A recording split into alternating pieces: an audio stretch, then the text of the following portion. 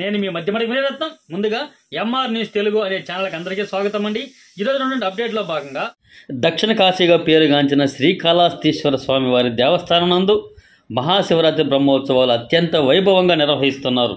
అందులో భాగంగా 6వ రోజైనటువంటి మహాశివరాత్రి రోజున ఉదయం ఇంద్ర విమానం చప్పర సేవలో భాగంగా శ్రీ జ్ఞానపరశునాంబ సమేత శ్రీకాళహస్తీశ్వర స్వామి వారు వాహనంపై కొలువుదీరి భక్తులకు దర్శనమిచ్చారు.